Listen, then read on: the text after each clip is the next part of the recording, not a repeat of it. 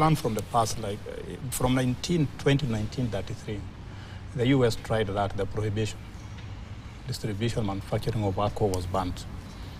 But I think after about 13 years, they found it could not work.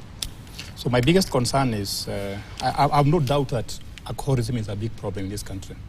When I go to the streets of Nairobi, when I go to the countryside, I always find young men and women nowadays totally drunk, sometimes as early as 9, 10 a.m. in the morning.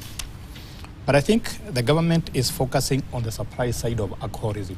It's not focusing on the demand side. We should be asking, why are young men and women taking alcohol? Mm-hmm. I don't think anybody wakes up in the morning to go and take alcohol and enjoy it and is very happy with that. Mm-hmm. There must be a reason why our young men and women take alcohol. And that's what we should be focusing on. Mm-hmm. If these young men and women had jobs, decent jobs, they would not be taking alcohol. Because people take alcohol when they are very happy or when they are very depressed and very unhappy.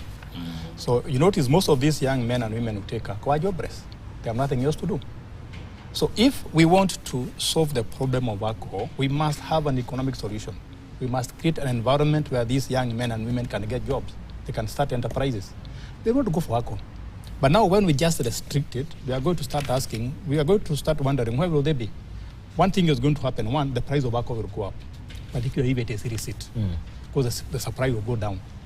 Number two is there might be worse things they are going to follow after, or to go after to entertain themselves. Because a lot of people take alcohol for entertainment. They are bored, they have nothing else to do. So if we had sports, for example, in every village, like EPL, so that people are having football, they're having netball, they're having other games to play. There are parks where you can walk and relax. I think this issue would be curbed. But just looking at the surprise part of it, we're not going to solve the problem.